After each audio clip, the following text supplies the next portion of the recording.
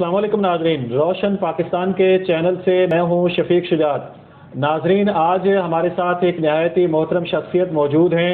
हम इनसे मुसलसल 3 माह से राब्ते में थे। आज इनकी मेहरबानी, इन्होंने अपनी मसरूफियत में से टाइम निकाला और इंटरव्यू के लिए चंद घड़ियाँ हमें इनायत फरमाई। मोहतरम चौधरी शौकत अली चदड़ साहब, जो कि किसान बोर्ड के मरकज़ी सदर हैं पाकिस्तान के, और इसके अलावा आप हाई कोर्ट के एडवोकेट भी हैं और समाजी हवालों से आपकी शख्सियत ज़िला उकाड़ा में खसूसन और पीपी हल्का 184 में ख़ास तौर पे जानी और पहचानी जाती है, और आने वाले दिनों में आप हल्का पीपी 184 में इलेक्शन लड़ने के उम्मीदवार भी हैं। तो हम इनसे मुख्तलिफ हवालों से गुफ्तगू करेंगे। इनकी जो गुफ्तगू यकीनन हमारे नाज़रीन को अच्छी लगेगी। अस्सलाम वालेकुम चौधरी साहब। वालेकुम अस्सलाम। चौधरी साहब, बड़ी मेहरबानी आपकी कि आपने अपनी मसरूफियात में से टाइम निकाला। तो हम चाहेंगे कि हमारे जो नाजरीन हैं ख़ुसूसन रोशन पाकिस्तान के, वो जानना चाहेंगे कि आपका तारुफ क्या। हम चाहेंगे कि मुख्तसर, कुछ तो मैंने करवा दिया, अगर कोई रह गया है तो आप अपनी ज़बानी करवा दें। सबसे पहले तो मैं रोशन पाकिस्तान की टीम को और आपको आपका शुक्रिया अदा करूंगा कि आज आपने मुझे हुजरा और ख़ुसूसन ये हमारे जो उकाड़ा के आपके नाजरीन हैं उनसे बराह रास्त आपने मौका दिया कि मैं गुफ्तगू कर सकूं। और जो जहाँ तक तारफ़ की बात है, तो मैं इसी इलाके का रहायशी हूँ। अख्तराबाद के साथ एक गांव है 3 वानेल, वहाँ की मेरी पैदाइश है। मैट्रिक के बाद मैं FC कॉलेज और पंजाब यूनिवर्सिटी से मैंने लॉ की तालीम हासिल की और उसके बाद बाकायदा वकालत शुरू कर दी। ज़िम्मेदार घराने से मेरा ताल्लुक़ है और इसी ताल्लुक़ की बुनियाद पर 2013 में मैं किसान बोर्ड पाकिस्तान के साथ बतौर ज़िले सदर शामिल हुआ और आहिस्ता आहिस्ता मुख्तलिफ मनाज़िल तय करते हुए आज मैं किसान बोर्ड पाकिस्तान का मरकज़ी सदर हूँ। और इस वक्त अपने मुल्क की 14 करोड़ आबादी या 70% किसानों के हक़ की आवाज़ के लिए मुख्तलिफ फोरम्स पर उनके लिए बात भी करता हूँ और उनके मसाइल के हल के लिए गुफ्तगू भी करता हूँ। और मेरी कोशिश ये है कि इस प्लेटफार्म को ज़्यादा से ज़्यादा इफेक्टिव बनाकर इस मुल्क के जो किसान हैं उनको तरक्की याफ्ता मालिक की सफ़ में शामिल किया जाए और उनको तरक्की दिलवाई जाए।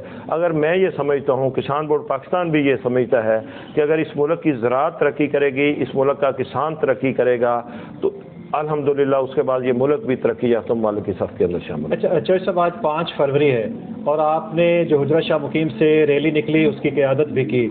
आप क्या समझते हैं कि 31 साल हो गए ये सिलसिला जारी है हमारे मुल्क में रैलियों का, लेकिन इसके नतायज निकलने चाहिए, आप समझते हैं कि हम वो नतायज 31 सालों में हासिल कर पाए हैं? और आज की जो रैली थी उसमें भी जो शुरका थे उनकी तादाद इतनी ज़्यादा नहीं थी जितनी कि होनी चाहिए। इस बारे में आप क्या कहेंगे?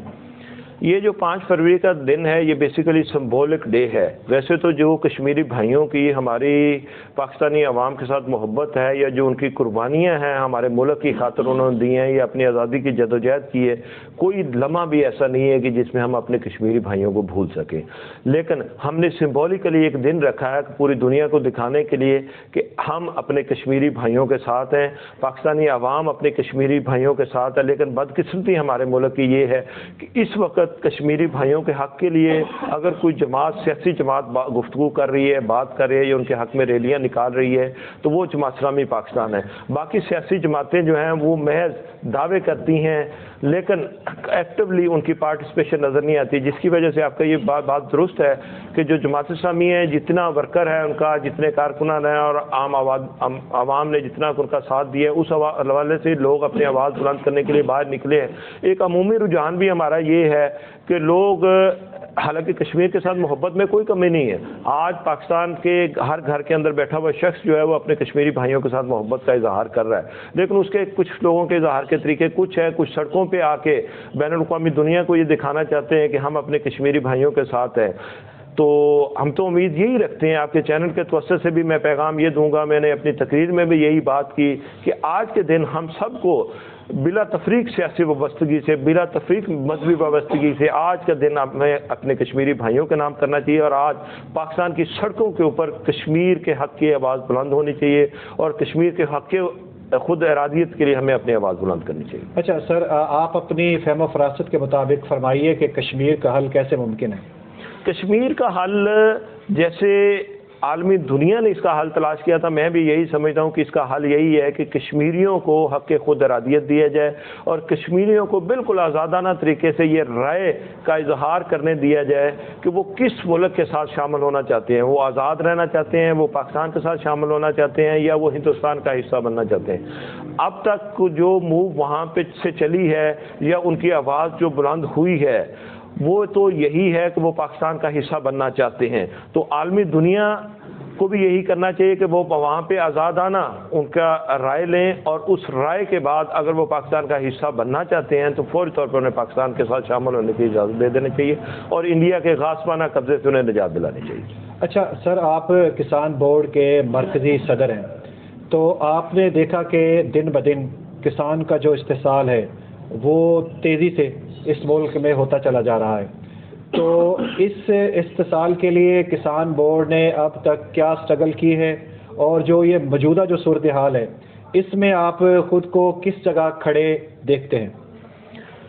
جدوجہد کی بات تو میں کرتا ہوں, لیکن جدوجہد سے پہلے میں اپنے ملک پاکستان اور حجرہ اور اکاڑا کے آپ کے ناظرین کو یہ پیغام دینا چاہتا ہوں کہ خدا را اس بات کو سمجھ لیجئے اور اس حقیقت کو جان لیجئے کہ ہماری ملک کی جو ترقی کا راز ہے وہ زراعت کی ترقی کے اندر چھپا ہوا ہے. یہ حکومتیں بین الاقوامی ایجنڈوں کے تحت انہوں نے وہاں سے قرضے لینے ہوتے ہیں, ان کی اپنی مجبوریاں ہیں, یہ ان مجبوریوں کے تحت کبھی بھی میری زراعت کو ترقی یافتہ زراعت نہیں ہونے دینا چاہتے. آج بھی آپ یہ دیکھیے گا کہ کسان بورڈ پاکستان ایک نعرہ لگا رہا ہے کہ میری فصل میرا ریٹ. اس کے پیچھے بھی وہی فیکٹر چھپا ہوا ہے کہ ہر جو انڈسٹری ہے, ہر شعبہ زندگی میں کوئی بھی چیز کوئی بنا رہا ہے تو وہ خود اس کی قیمت متعین کرنے کا اختیار رکھتا ہے. اگر یہ اختیار نہیں ہے تو یہ میرے کسان کے پاس نہیں ہے. میرے کسان سے یہ حق چھینا گیا ہے. میرے کسان کی فصل جو ہے جب اس کے پاس ہوتی ہے تو وہ کوڑیوں کو بھاؤ بکتی ہے, جب اس کے ہاتھ سے نکل جاتی ہے تو پھر اس کے ریٹ پڑنا شروع ہو جاتے ہیں. یہی گندم میرے کاشتکار سے 1850 روپے میں خریدی گئی اور آج اسی گندم کا مارکیٹ کے اندر ریٹ 2450 روپے ہے, اور پورے ملک کا اگر جائزہ لیا جائے تو وہ فلیکچویٹ کر رہی ہے, 2800 روپے تک اس گندم کا ریٹ پہنچ چکا ہے. اسی طرح میں اگر اپنی منجی کی فصل کی یہ بات کروں تو منجی کی فصل جو ہے وہ میرے کاشتکار سے بڑے اونے پونے میں 2200 2300 2100 روپے میں خریدی گئی, 1200 1300 میں خریدی گئی. آج جب میرے کاشتکار کے ہاتھ سے وہ نکل گئی ہے تو اسی کا ریٹ اب دن بدن بڑھتا جا رہا ہے, 3200 3400 3500. اسی طرح یہ جس علاقے میں بیٹھا ہوں یہاں پہ مکئی اور آلو کا کاشتکار بہت زیادہ رہتا ہے. اب دیکھیں کہ اب آلو کا ریٹ ڈے بائی ڈے گر رہا ہے, نیچے آ رہا ہے, اور یہی آلو جب میرے کاشتکار کے کھیت سے نکل کر مڈل مین کے پاس چلا جائے گا, اسٹاکیے کے پاس چلا جائے گا تو اس کا ریٹ اپ ہو جائے گا. تو یہ سارے وہ مسائل ہیں جن کے پیچھے میں یہ سمجھتا ہوں کہ حکومتی پالیسی میکنگ میں بہت بڑا فیلئر ہے اور حکومتی پالیسی سازی کی بہت بڑی ناکامی ہے. آج تک اس ملک کے اندر کوئی ایسی پالیسی نہیں بن سکی جو کسان دوست اور زراعت دوست ہو. ضرورت اس ملک کے اندر یہ ہے کہ اس ملک کے اندر ایسی زرعی پالیسی بنائی جائے جو میرے کاشتکار کے لیے سپورٹو ہو, جو میرے زراعت کے لیے سپورٹو ہو, اور میرے کاشتکار کے گھر کے اندر خوشحالی آئے. آج بھی آپ دیکھیں کہ آپ نے کوئی چھوٹی سی انڈسٹری بھی لگانی ہو تو آپ کو بینکنگ سیکٹر جو ہے وہ قرضہ دینے کے لیے تیار ہو جاتا ہے, لیکن زراعت کے لیے جو قرضے کی ریشو ہے اس وقت وہ جو ایگریکلچر بینک ہے وہ 17% سے لے کر 22% تک اس سے سود وصول کر رہا ہے. باقی جو بینک ہیں وہ تو کسان کو قرضہ دینا, وہ سمجھیں کہ ان کو قرضہ دینے کا مطلب یہ ہے کہ ان سے شاید وصولی نہیں ہوگی. وہ اس بڑے سیکٹر کو, اس بڑی انڈسٹری کو بالکل اگنور کیے بیٹھے ہیں. تو آپ نے جدوجہد کی بات کی تو کسان بورڈ پاکستان نے الحمدللہ اپنے پلیٹ فارم سے کسانوں کے حقوق کے لیے ہمیشہ آواز بلند کی ہے. ایک وقت یہ تھا کہ میرے کاشتکار کو جب گنے کا ریٹ 180 روپے فی من تھا تو یہ شوگر ملیں اونے پونے 120 130 روپے میں میرے کاشتکار سے گنا خرید رہی تھی. تو اس وقت بھی کسان بورڈ سڑکوں پہ آیا اور پورے ملک کے اندر پہیا جام ہم نے ہڑتال کی, اور بڑی جدوجہد کے بعد ہم نے اپنے کسانوں کو 180 روپے کا ریٹ دلوایا. اور آج بھی ہم یہ کہتے ہیں کہ کہیں پہ کوئی کسان ایسے لوٹے پوٹے بیٹھے ہیں تو کسان بورڈ کا پلیٹ فارم ان کے لیے حاضر ہے. اور کسان بورڈ کی یہ میں قابل سمجھتا ہوں کہ اس ایشو کو نیشنل لیول کا ایک ایشو کنسیڈر کیا گیا اور اس پہ ایک نیشنل لیول کا ایک کمیشن بنا, کمیشن نے اپنی رپورٹ دی. اب ناکامیاں یہ ہیں کہ حکومتیں کبھی بھی اپنے کمیشنوں کی رپورٹس پہ عمل نہیں کرتی. وہ کبھی بھی یہ جو مافیاز ہیں ان پہ ہاتھ نہیں ڈالتی. میں آج بھی یہ کہتا ہوں کسان بورڈ پاکستان کے پلیٹ فارم پہ آج بھی حکومتوں کے اندر بہت سے ایسے لوگ بیٹھے ہوئے ہیں جن کے ذاتی انٹرسٹ ہیں, چاہے وہ کھاد بحران ہو, چینی بحران ہو یا گندم بحران ہو, ان تمام بحرانوں کے پیچھے وہ حکومتی ایوانوں میں جو بریف کیس دے کے جہاں پہ انہوں نے اپنی سیٹیں لی ہیں یا وزارتیں لی ہیں, وہی لوگ بیٹھے ہوئے ہیں اور وہی لوگ ان تمام بحرانوں کے ذمہ دار ہیں. ضرورت اس امر کی ہے کہ ان لوگوں کو اب سیاست سے آؤٹ کیا جائے. ان لوگوں کو اب سیاسی میدان میں, میں پاکستانی عوام سے بھی گزارش یہ کروں گا کہ جو آپ کا حق کھا رہے ہیں, جو آپ کے حق کے لیے بات بھی نہیں کرتے, تو آپ ان کو اپنا نمائندہ بنا کے اسمبلی تک کیوں بھیجتے ہیں؟ ہمیں بھی اب بہت ساری چیزوں کو باور کرنا پڑے گا. اب یوریا کھاد کے بحران پہ بات کر لیں یا ڈی اے پی کھاد کی بڑھتی قیمتوں کے حوالے سے یہ بات کریں یا جی ایس ٹی کا جو ضمنی بجٹ کے اندر نفاذ کیا گیا, اگر اس پہ کوئی بھی کسان تنظیم بات کر رہی ہے تو وہ کسان بورڈ پاکستان ہے. ہم نے اپنے کسان بھائیوں کے حقوق کے لیے مختلف حکومتی ایوانوں کے بنائے ہوئے فورمز پہ بھی بات کی, اپنے کسانوں کے حق کے لیے وہاں پہ بات کی. ہم نے سڑکوں پہ بھی اپنی آواز بلند کی, ہم نے احتجاج کیے, اپنے جو جتنے حکومتی ذمہ داران تھے ان کے دفاتر کے سامنے مظاہرہ کیے. اور آج الحمدللہ کسان بورڈ پلیٹ فارم کا یہ دعویٰ ہے کہ ہمارے پاس جو بھی کاشتکار پہنچا ہے ہم نے اسے یوریا کھاد کی دستیابی کو یقینی بنایا ہے.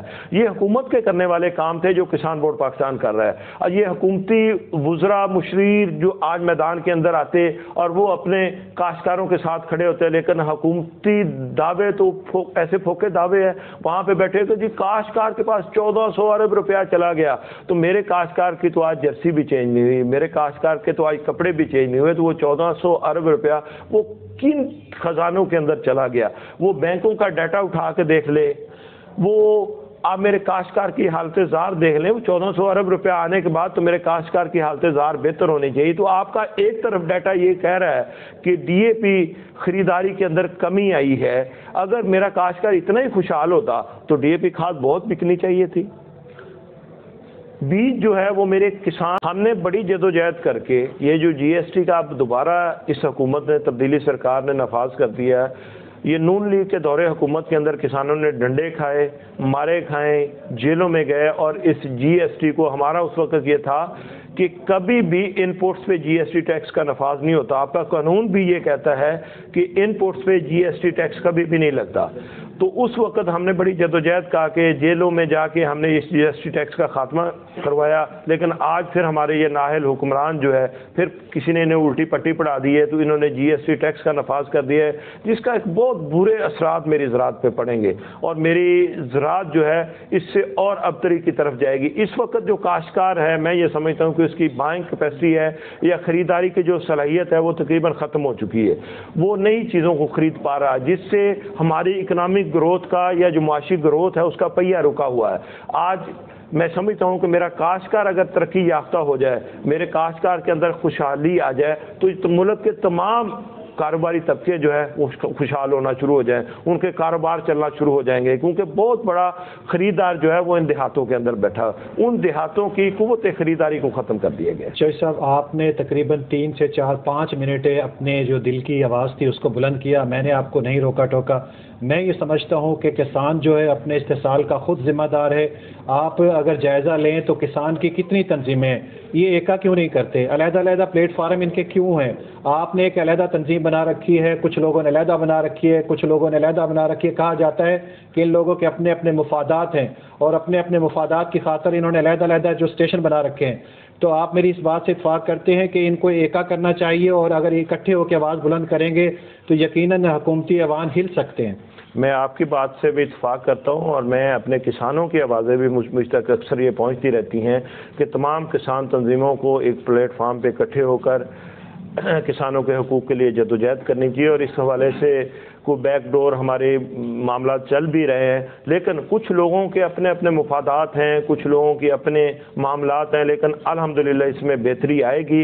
اور تمام اس وقت کسان تنظیمیں, عام کسان, وہ بالکل یہ سمجھتے ہیں کہ تمام کسان تنظیموں کو ایک پلیٹ فارم پہ اکٹھے ہو کر ایک مشترکہ ایجنڈے کے ساتھ جدوجہد کریں. حیثیت کسان بورڈ پاکستان کے مرکزی صدر کے, آپ نے ان تنظیموں کو اکٹھا کرنے کے لیے اب تک کیا کیا ہے؟ جی, ہم نے تمام کسان تنظیمیں چونکہ رابطے میں ہیں, اور کسان بورڈ پاکستان ملک کی سب سے بڑی جماعت ہے اس نے اپنے پلیٹ فارم پہ اب تک تمام کسان تنظیموں کو دعوت دی ہے، ہمارے مذاکرات ہوئے ہیں، نیگوشیشن ہوئے، ایک مشترکہ ایجنڈے پہ اتفاق کرنے کی کوشش کی جا رہی ہے۔ انشاءاللہ جلد ہی جیسے ہی ہم ایک مشترکہ ایجنڈے پہ متفق ہو جائیں گے تو ملک گیر ایک احتجاجی تحریک بھی چلائیں گے اور ملک کے اندر کسانوں کی ایک مشترکہ آواز بھی بلند ہوگی۔ چوہدری صاحب، آپ نے ابھی اپنی گفتگو میں کسانوں کے حقوق کی آواز بڑے زوردار طریقے سے بلند کرنے کی کوشش کی اور کر بھی رہے ہیں۔ آپ آنے والے دنوں میں حلقہ پی پی 184 میں امیدوار بھی ہیں، تو آپ کیا سمجھتے ہیں کہ پورے حلقہ 184 میں یا پورے پاکستان میں صرف کسان ہی رہتے ہیں، غریب نہیں رہتے، مزدور نہیں رہتے، محنت کش نہیں رہتے؟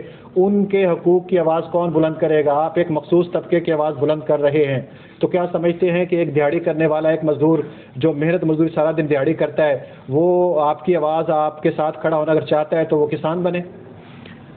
آپ کے اس سوال کا جواب آپ میری اگر تقریریں اٹھا کے دیکھ لیں، مختلف مواقع پہ میری اگر گفتگو کو دیکھ لیں، جہاں پہ میں نے اپنے کسان کے حق کی بات کی ہے اس کے ساتھ ساتھ میں نے اپنے مزدور کے حق کی بھی بات کی ہے، میں نے اپنی خواتین بہنوں کے بھی حق میں بات کی ہے، میں نے اپنے دیہات کے اندر، شہروں کے اندر بسنے والے بچوں کے حقوق کی بھی بات کی ہے، میں نے اپنے بیمار لوگوں کے لیے بھی بات کی ہے، میں نے اس حکومت سے یہ مطالبہ کیا ہے کہ دیہات کے اندر بھی ہسپتال قائم ہونے چاہیے، دیہات کے اندر بسنے والے مزدوروں کو بھی حقوق ملنے چاہیے۔ میں یہ کہتا ہوں کہ اس ملک کا جو مزدور ہے، کیونکہ بہت زیادہ مزدور جو ہے، آپ یہ سمجھ لیں کہ 67% ہم یہ سمجھتے ہیں کہ 67% جو لیبر ہے وہ زراعت کے ساتھ وابستہ ہے۔ اگر مزدور کے حقوق کی بات کریں تو وہ جو لیبر ہے وہ لیبر بھی بنیادی طور پہ کسان ہیں۔ یہ نہیں ہے کہ وہ اگر کھیتوں کے اندر محنت مزدوری کر رہے ہیں تو وہ کسان نہیں ہے، وہ بھی کھیتی کے ساتھ اٹیچ ہے۔ تو جو شخص بھی کھیتی کے ساتھ اٹیچ ہوگا تو میں تو اس کو کسان سمجھتا ہوں۔ کھیتی مزدور بھی میرا حصہ ہے، میں اس کے حق کی بھی بات کرتا ہوں۔ میں مطالبہ کرتا ہوں ہمیشہ حکومت سے کہ میرے مزدور کی جو کھیتوں میں کام کرنے والا مزدور ہے، جو انڈسٹری میں کام کرنے والا مزدور ہے، اس کو 25,000 روپے کم از کم اس کی تنخواہ مقرر کی جائے۔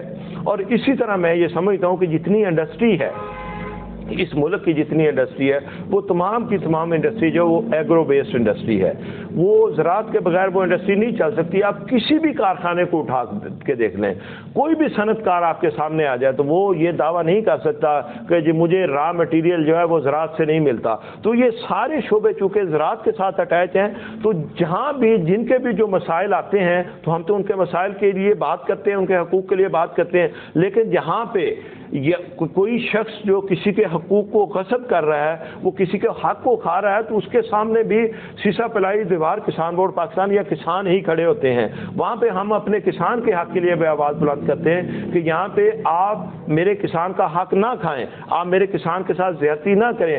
آپ یہ دیکھیں یوریا کھاد جب بلیک ہوئی اور یوریا کھاد کی قیمتیں 2500 روپے میں پہنچی تو اس میں کچھ کاروباری حضرات بھی انوالو ہو گئے اور انہوں نے منافع خوری کرنا شروع کر دی۔ تو ہم نے ان کو سمجھایا بھی، ایک طرف ہم نے انتظامیہ کو منع کیا کہ آپ ان کے خلاف FIR درج نہ کریں، ان کے خلاف انہیں یہ سمجھائیں کہ یہ اس ملک کی زراعت کے ساتھ دشمنی کر رہے ہیں، یہ اس ملک کے کسان کے ساتھ دشمنی کر رہے ہیں، اور یہ ایک طرح سے میں یہ کہوں گا کہ اس ملک کے ساتھ یہ بغاوت کے زمرے میں آتا ہے کہ آپ ملک کی فوڈ سیکیورٹی کے ضامن لوگوں کو لوٹ رہے ہیں، اور پھر آپ کو یہ احساس نہیں ہو رہا کہ اس کے اثرات کیا ہوں گے۔ کہ آپ یہ دیکھیں کہ آج یہ کھیتی مزدور یا کسان جو ہیں یہ زراعت چھوڑ کے بیٹھ جائیں گے تو آپ کے کپڑوں کے بغیر آپ کا گزارا ہو جائے گا، آپ کی بہت ساری اور چیزوں کے بغیر گزارا ہو جائے گا، لیکن روٹی کے بغیر آپ کا گزارا نہیں ہوگا۔ کووڈ جیسے برے ترین دور کے اندر بھی آپ یہ دیکھیں کہ تمام انڈسٹری بند ہو گئی تھی، تمام ادارے بند ہو گئے تھے، لیکن آپ کی زراعت جو تھی وہ چلتی رہی، کسان کھیتوں کے اندر کام کرتے رہے، کسان آپ کے یہ غلہ اگاتے رہے اور وہ غلہ شہروں تک پہنچا۔ آپ کو ان کا احسان مند ہونا چاہیے تھا، ملک کے شہریوں کو، ملک کے باسیوں کو، کسان کو سلام پیش کرنا چاہیے تھا۔ اس گئے گزرے دور کے اندر بھی جو GDP کے اندر یعنی ملکی ترقی کے اندر یا ملکی خزانہ کے اندر جو ہمارا شیئر تھا GDP کا وہ 17% سے لے کر 21% تھا۔ اس گئے گزرے دور کے اندر جب بہت سارے اداروں کی گروتھ نیگیٹو میں چلی گئی تھی، ہماری ایگریکلچر گروتھ 17 سے 21% پازیٹیو کے اندر تھی، یعنی ہم نے اضافہ کیا۔ اس کے ساتھ ساتھ ہم نے حکومت سے کوئی ریلیف پیکج نہیں مانگا۔ آپ یہ دیکھیے گا کہ صنعت کاروں کو حکومت نے ریلیف پیکج دیے، مزدوروں کو ریلیف پیکج دیے، لیکن کاشتکار طبقے کے لیے اعلان کے باوجود حکومت نے کوئی ریلیف پیکج کووڈ کے دور میں نہیں دیا. 50 کروڑ روپے مس ہوئے. میں آپ کی بات کاٹ رہا ہوں, کسانوں کو بھی بہت زیادہ ریلیف ملے ہیں. گندم جو 1200 تھی 2000 تک آئی ہے, اب گندم جو ہے اس کا ریٹ سننے میں 2600 3000 تک پہنچ رہا ہے. آپ یہ فرمائیے کہ جب گندم 2600 ہو جائے گی, 3000 فی من ہو جائے گی, ایک جو مزدور ہے اس کی دیہڑی تو 600 650 رہے گی, تو اس کا والی وارث کون ہے؟ تو میں چاہتا ہوں کہ جتنے زور شور سے آپ صرف کسانوں کی بات کرتے ہیں, ان غریبوں کی بات بھی کیا کریں.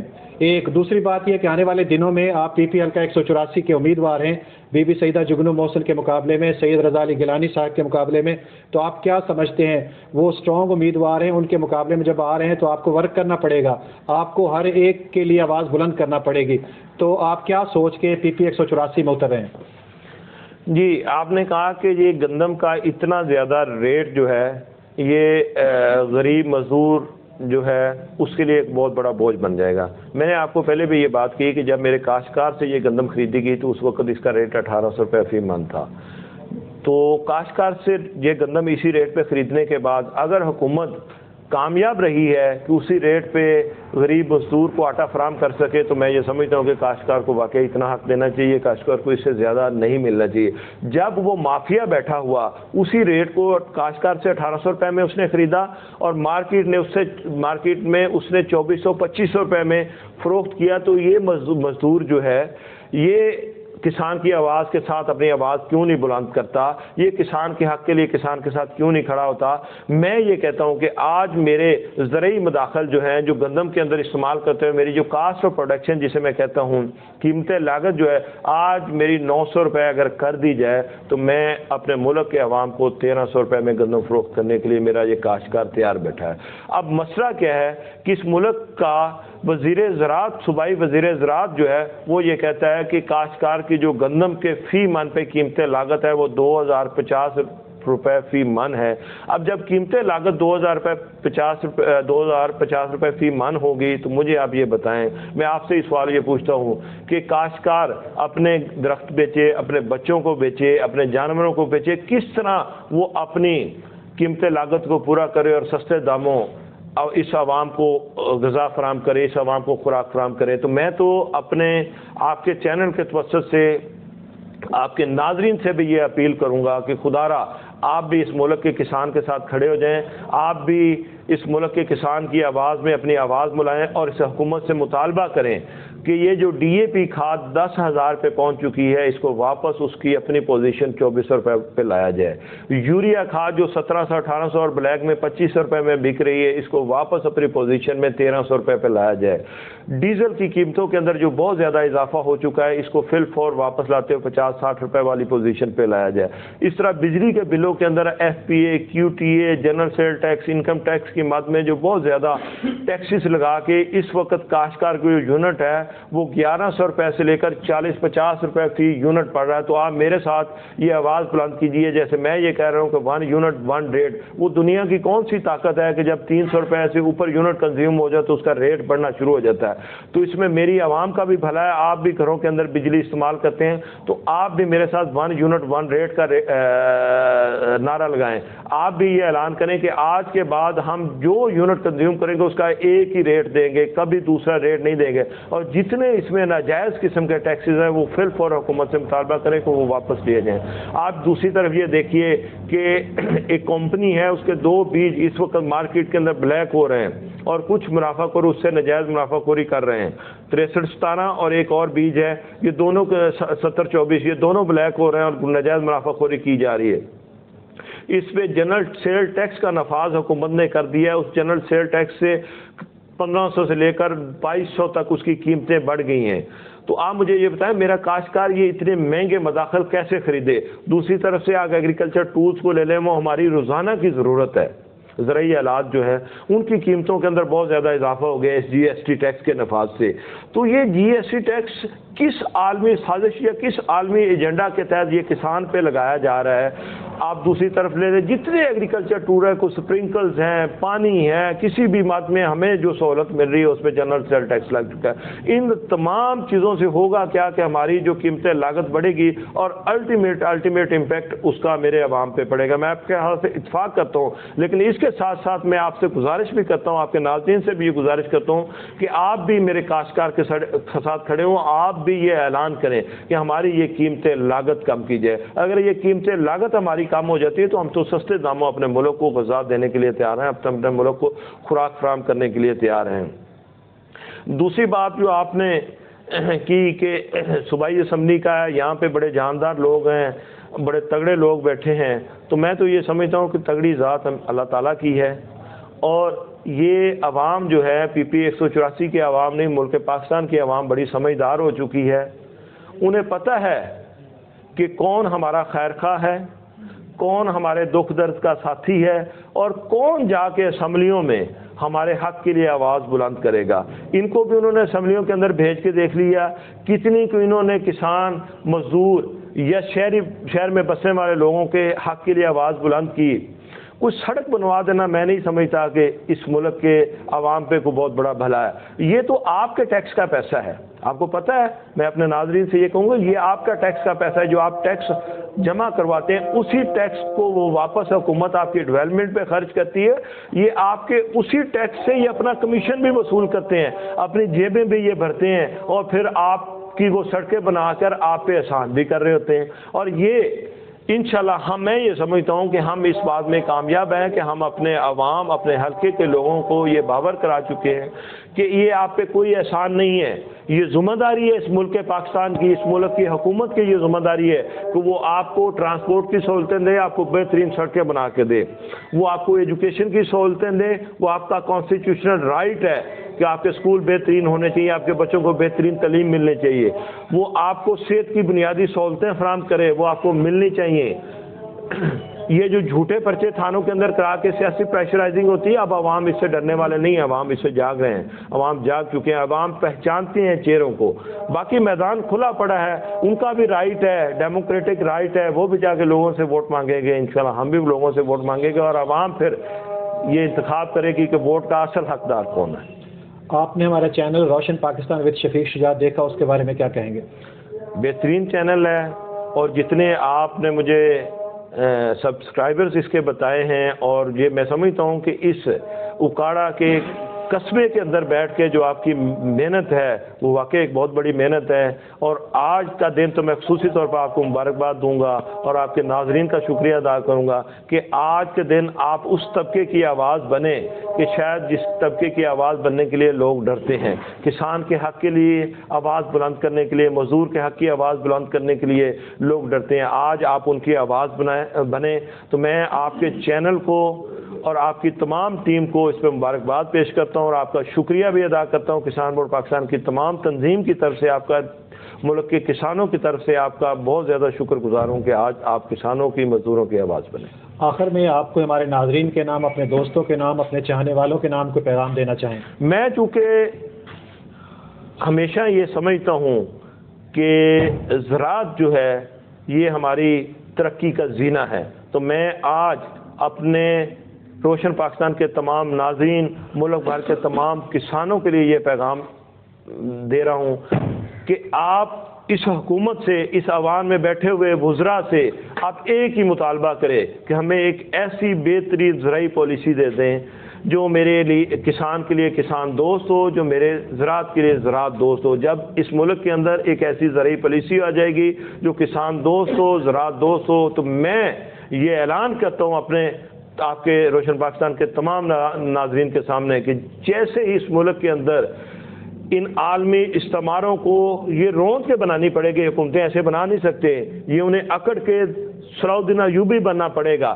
جب وہ ایسی پالیسی اس ملک کے اندر نافذ کر دیں گے تو یہ ملک دن دگنی رات چگنی ترقی کرنا شروع کر دے گا. ناظرین, آپ نے محترم چودھری شوکت علی صاحب جو کہ کسان بورڈ پاکستان کے مرکزی صدر ہیں, ان کا انٹرویو دیکھا, سنا, آپ کو کیسا لگا؟ اگر اچھا لگا تو اس ویڈیو کو لائک کیجئے, کمنٹ میں کچھ نہ کچھ ضرور کہیے, اگر آپ نے ابھی تک ہمارے چینل کو سبسکرائب نہیں کیا تو سبسکرائب کر دیں، ساتھ ہی بیل آئیکن کا بٹن ضرور دبائیں تاکہ ہماری ہر آنے والی نئی ویڈیو آپ تک بآسانی پہنچ سکے۔ شفیق شجاعت کو اجازت دیجیے، ملتے ہیں کسی اور کے ساتھ۔ اللہ نگہبان، اللہ حافظ۔